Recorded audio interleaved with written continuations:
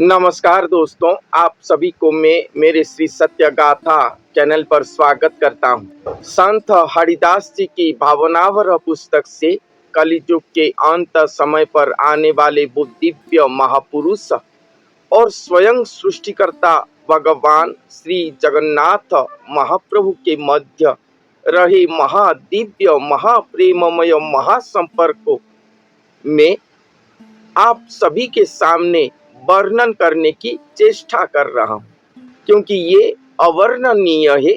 कोई भी साधु संत जन इसे वर्णन नहीं कर पाएंगे।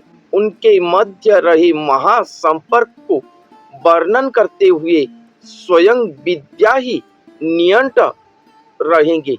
ये बात मैंने पिछले एपिसोड पर पूरे पुस्तक प्रमाण सहित आप सभी को सुनाया था। तो उसके बाद संत हरिदास जी की भावनावर पुस्तक एकादश अध्याय पर लिखे हैं कि जेतेक भगत करिछ नियत अणु प्रकारे भावना त्रिय बार परिक्रमा अंते दृश्य होइबाक जगु जेना। यहाँ पर संत ने कह रहे हैं कि कलियुग के अंत समय पर आने वाले वो दिव्य महापुरुष और उनके शरीर पर स्वयं भगवान आने के बाद वो इस जगत पर रहने वाले सभी भगत को देखेंगे। सभी भगत, चाहे वो देहधारी होकर रहे हो उस समय या उनसे पहले देह त्याग कर चुके हों, भगत, सभी भगत को वो देखेंगे। त्रियबार परिक्रमा करके देखेंगे, 3 बार परिक्रमा करके देखेंगे। परिक्रमा का अर्थ जहाँ पर साधु संत जन रहते हैं वहां पर घूमकर जानने की उन्हें आवश्यकता नहीं है। एक एक साधु से मुलाकात करके उनको देख के पहचानेंगे, ऐसा नहीं है। भगवान अपने त्रिनेत्र पर देखेंगे। इस जगत पर जितने भी साधु संत जन हैं, जितने भी भगत, उन्हीं से सृष्टि हुए हैं। जेतेक भगत करिछ नियत, भगवान जितने भी भगत आज तक करे हैं सभी को देखेंगे और देखकर यही जान पाएंगे कि वो महापुरुष के सामने वो सभी भगत, जितने आज तक भगत उनसे सृष्टि हुए हैं, ये सभी भगत वो महापुरुष के सामने अनुप्रमाण है। अनुप्रमाण ऐसा न्यून होंगे वो दिव्य महापुरुष के सामने सभी भगतों का स्थिति। तो कितने महाविराटमय होंगे वो दिव्य महापुरुष। इसीलिए तो स्वयं भगवान उनके शरीर पर विराजमान करेंगे, उनके साथ अपना महाप्रेममय महासंपर्क स्थापन करेंगे। और ये देखकर जान पाने के बाद ही संगे हड़पाणी घेनी जेनामणि क्षेत्र रे हेबे प्रकाश। ये देखकर जान पाकर स्वयं जेनामणि पर श्री जगन्नाथ महाप्रभु हड़पाणी बलभद्र के साथ क्षेत्र पर प्रवेश होंगे। क्षेत्र अर्थात वो महापुरुष का शरीर, वो महापुरुष का शरीर। गीता तत्व क्षेत्र, क्षेत्रज्ञ योग। मनुष्य का शरीर ही क्षेत्र है और क्षेत्रज्ञ स्वयं भगवान है। वही क्षेत्र पर ही हड़पाणी के साथ, बलभद्र के साथ श्री जगन्नाथ महाप्रभु विजय करेंगे। एथिपाई अच्युत दास कहिला गहणे पाओटी त्रास। इसलिए अच्युत दास कह रहे हैं कि जितने भी भगत संसार पर होंगे, जितने भी भगत आज तक सृष्टि हुए होंगे, सब जब भगवान के पास जाकर पहुंचेंगे सब भय पाएंगे, लज्जा पाएंगे, क्योंकि भगवान के सामने उनका स्थिति सब अणुमात्र ही होगा। इसलिए सब भय पाएंगे, त्रास पाएंगे।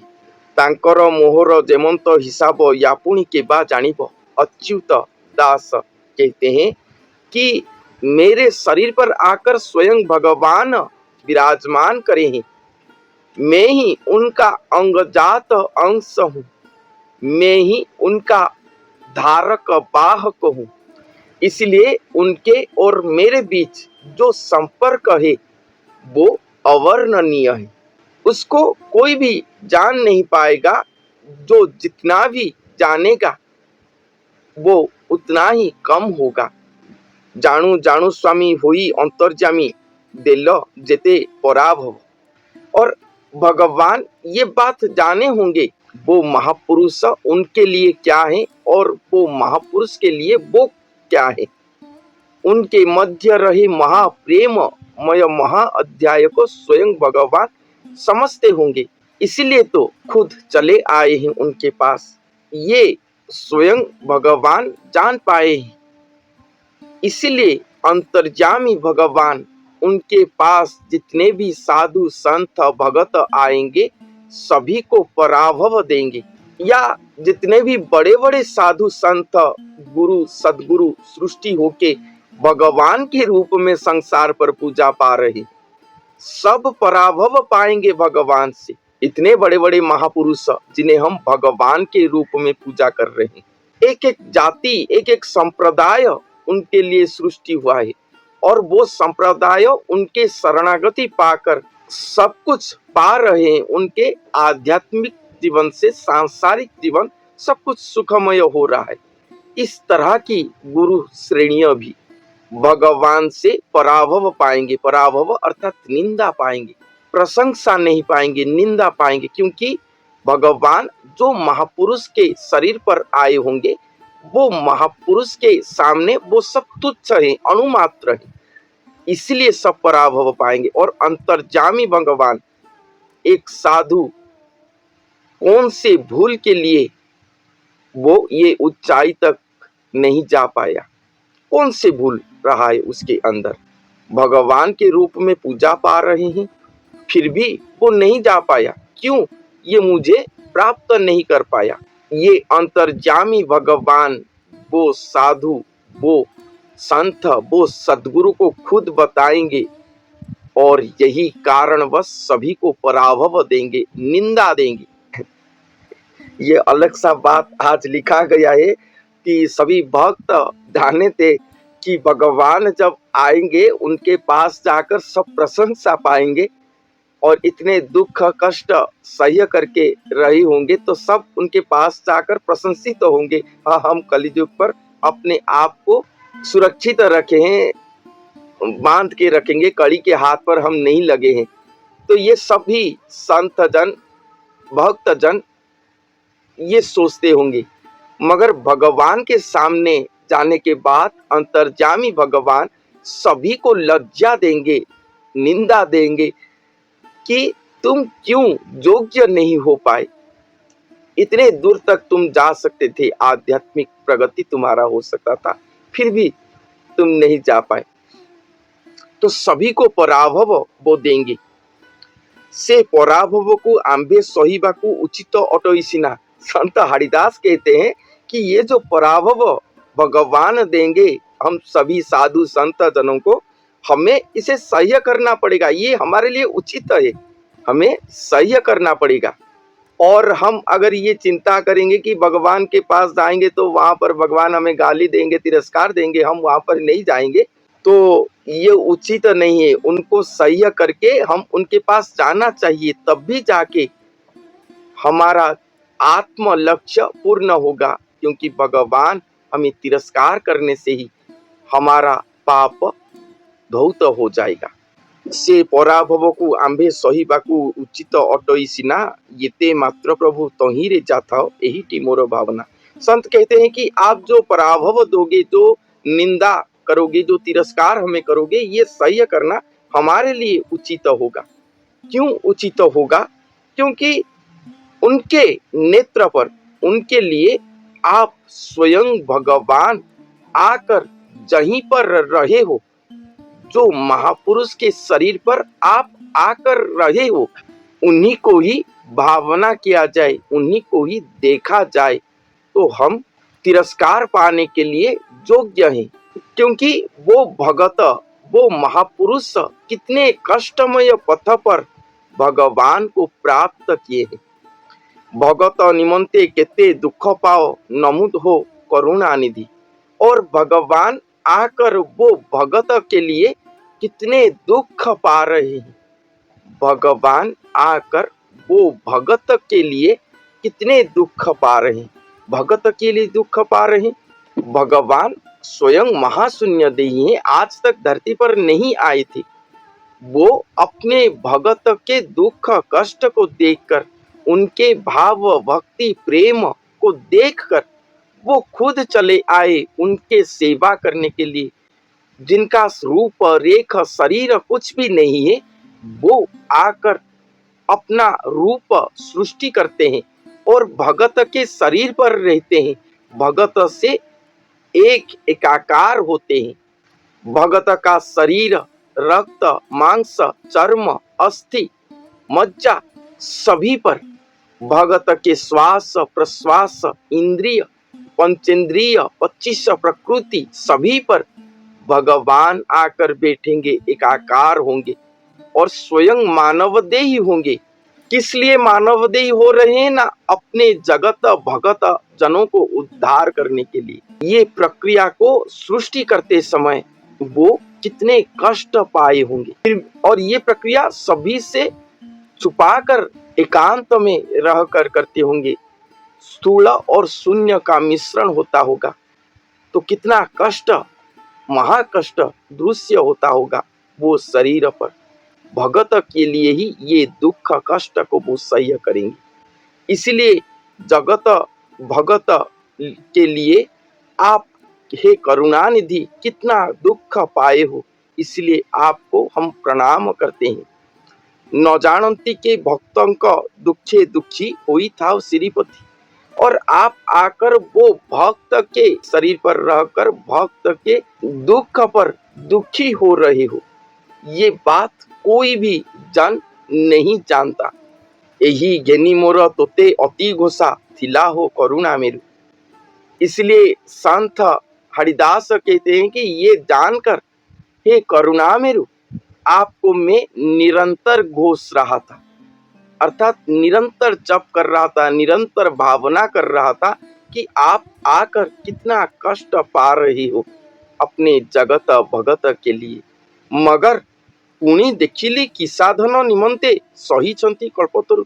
मगर फिर देखा कि केवल भगवान कष्ट नहीं पा रहे, उनके साथ उनको धारण करने वाले वो दिव्य महापुरुष भी कष्ट का कल्पतरु बन गए हैं। ये साधन स्वयं महाशून्य देही भगवान को अपने शरीर पर पाकर उन्हें स्थूल नरदेही करना, साकार स्वरूप देना, ये साधन पथ में वो महापुरुष स्वयं कल्पतरु सम कष्ट को सह्य कर रहे हैं। लुचि जाई कि ना जीवर जीवन केते दुख तू पाइलु। और उनके साधन के द्वारा आप जगत का जीवन खुद उन्हीं के ही शरीर पर छुप गए हो। लुचि जाई कि ना संसार सुंदर तू भक्त संगरे थाऊ। आप छुप गए हो वो भगत, वो भक्त के शरीर पर आप छुप कर रहे हो। टाण दुख हेले भक्त अंग संगे कलमश पकाई दो। और जब भक्त को अधिक दुख होता है तब आप उसका कलमश डाल देते हैं, ताकि उसी के दुख पर ही उसका कलमश नष्ट हो जाए और वो और पवित्र हो जाए। क्योंकि देवता भी अगर धरती पर आकर जन्म लेते हैं तो तभी भी वो प्रारब्ध भोग करते हैं, ऐसा लिखा गया है शास्त्र पर। और भक्त का भी प्रारब्ध होता है, कलमश होता है, तो दुख के समय पर, कष्ट साधना के समय पर वो उनके प्रारब्ध, उनके कलमश को वहीं पर डाल देते हैं, ताकि वो जलकर भस्म हो जाए और ये कार्य और शीघ्र हो जाए। आपे येते कर काहाकु गोचर होई बहो भाववर। अशेष ब्रह्मांड धर घरे घर डरुछि बोली मनर। आप इतने कर रहे हो भगत के शरीर पर आकर इस तरह से अपने आप को तैयार कर रहे हो, इस तरह से छुप गए हो, वो भगत के लिए कल्पतरु सम कष्ट सह्य कर चुके हो, जिसे वर्णन करना संभव नहीं। ये इतने कर चुके हो, फिर भी ये किसी को भी गोचर नहीं है। हे भावनावर भाववर, ये किसी को भी गोचर नहीं है। इस अशेष ब्रह्मांड को आप धारण करे हो, ये अशेष ब्रह्मांड के कण कण में ही आप उपस्थित हो। ब्रह्म सर्वत्र व्याप्त है, भगवान सर्वत्र व्याप्त होकर रहे, फिर भी आप अपने ब्रह्मांड के अंदर आकर, अपने सृष्टि के अंदर आकर अपना ही एक घर प्रस्तुत करे हो। ये सबसे बड़ा भयंकर बात है, इंपोर्टेंट लाइन है ये, जो आप कभी भी कहीं से भी नहीं सुने होंगे। आज का एपिसोड का ये सबसे बड़ा लाइन है, ध्यान से समझिए। अशेष ब्रह्मांड धर घरे घर डरुछि बोली मनर, स्थावर जंगम कीट पतंगरे काहीरे प्रभु नाहंती, दिन अच्युति भाव करी भेटिले कायाई कमलापति। भगवान श्री जगन्नाथ महाप्रभु, आप सारे जगत पर, इस ब्रह्मांड पर, कण कण में, स्थावर जंगम कीट पतंग सभी पर आपका उपस्थिति है, सर्वत्र विद्यमान हो आप, फिर भी आप अपने सृष्टि चक्र के अंदर एक घर आप प्रस्तुत किए हो, और वही घर पर अपने आप को छुपा दिए हो। इसका अर्थ नीचे लाइन पर वर्णन करे हैं कि स्थावर जंगम कीट पतंग पर आप और कहीं पर भी नहीं हो। हे प्रभु, स्थावर जंगम कीट पतंग कहीं पर भी आप और नहीं हो। दिन अच्युति भाव करी भेटिले, दिन अच्युति भाव करके भेटे हैं, मुलाकात किए हैं। काया ही कमलापति, वो भगत की काया ही कमलापति है। वो भगत का काया शरीर घट स्वयं कमलापति है। केवल ही केवल वही भगत के पास ही भगवान है, और इस संसार पर कहीं पर भी नहीं है। जब कल की अवतार लीला होगा, स्वयं भगवान आएंगे धरती पर, नरदेही होंगे, तब जो हम शास्त्र पर सुने थे कि ये सचराचर ब्रह्मांड पर वो व्याप्त होकर रहे हैं, सर्वत्र विद्यमान है, ये बात मिथ्या होगा। अर्थात भगवान सभी स्थानों से अपने उपस्थिति को माइनस कर देंगे, हटा देंगे। एकमात्र वही भगत के शरीर पर उपस्थित होंगे, केवल ही केवल वही भगत के शरीर पर उपस्थित होंगे, कहीं पर भी उनका उपस्थिति नहीं होगा, कहीं पर भी नहीं। और एकमात्र वही भगत ही कमलापति होंगे, द्वितीय अन्य कहीं पर भी भगवान का अणुमात्र स्थिति नहीं होगा। वो महापुरुष, वो दिव्य महापुरुष ब्रह्ममय होकर सर्वत्र विद्यमान होंगे। जो भगत, जो भक्त, जो सुजन जहां पर इस धरती ब्रह्मांड पर उन्हें पुकारेगा, वहां वो महापुरुष के स्वरूप को सब देखेंगे, मगर भगवान को कहीं पर नहीं देखेंगे। भगवान सर्वत्र स्थान से अपने आप को माइनस करके, हटा के एक ही स्थान पर केंद्रीभूत कर देंगे। एक ही स्थान, वो स्थान है वो महापुरुष का शरीर। इसीलिए कहा गया है कि काया ही कमलापति, वो महापुरुष का काया ही स्वयं कमलापति होंगे, और वहीं पर ही भाव लगाएंगे, भक्ति लगाएंगे, तो मुलाकात होगा भगवान से। नहीं तो सब जाके वो महापुरुष को भेंट के आएंगे, और वो महापुरुष के शरीर के अंदर भगवान बैठे होंगे। एक शरीर दो रूप, एक अंदर रहकर अंतर्यामी नेत्र पर सभी को देख रहे होंगे और वो ही अपने भगत अपने गुरु के मुख से कहलवाएंगे आपके बारे में, मगर उन्हें देख नहीं पाएगा कोई। मगर जो उतना भाव भक्ति सहित गया होगा, उसका भाव निष्काम से पूर्ण हुआ होगा, उतना प्रीति प्रेम निश्चल प्रेम भगवान के प्रति रहा होगा, उसी के लिए ही भगवान दृश्य होंगे, तभी भक्त भगवान का मिलन होगा वहां पर। ये लीला है, ये उनके प्रकट लीला के बाद होगा। मगर जो हम हमेशा कहते हैं कि प्रकट होंगे दिव्य स्वरूप पर प्रकट होंगे, ये स्वतंत्र है, इसके बारे में कोई कुछ भी नहीं जानता। वो स्वतंत्र प्रकट लीला है। जो प्रकट कोई मनुष्य, कोई भक्त, कोई जगत के लिए केवल नहीं, वो प्रकट लीला ये कलिजुग के लिए है। जो प्रकट लीला पर स्वयं भगवान के स्वरूप को दर्शन करके कली ध्वंस होगा, ये प्रकृतिस्थ होगा, अपने जगत के लिए है ये दर्शन लीला, और भक्तजन उसके साथ लाभवान होंगे। मगर वो लीला के बाद जब सब दर्शन करके पुनश्च आएंगे भगवान के पास, तभी भगवान सभी को धिक्कार करेंगे और अंतर्यामी नेत्र पर सभी को देखकर सभी को लज्जा देंगे, क्योंकि कली युग है, कली का प्रभाव सभी के ऊपर पड़ा होगा, तो सभी को लज्जा देंगे, निंदा करेंगे, फिर उसके बाद ही उसे सुरक्षा देंगे। उनके शरण में रहने से ही वो सुरक्षा देंगे। उतना भाव विभोरित होने पर ही वो गुरु के शरीर से निकलकर अपना ये दिव्य अनुभूति प्रदान करेंगे। यही बात यहाँ पर लिखा गया है। सर्वत्र स्थान से अपने आप को अपसारण करके, अपने आप को हटा के एक ही स्थान पर केंद्रीभूत होंगे स्वयं श्री जगन्नाथ महाप्रभु, स्वयं भगवान। वो दिव्य महापुरुष ही इस जगत का उद्धार करता है।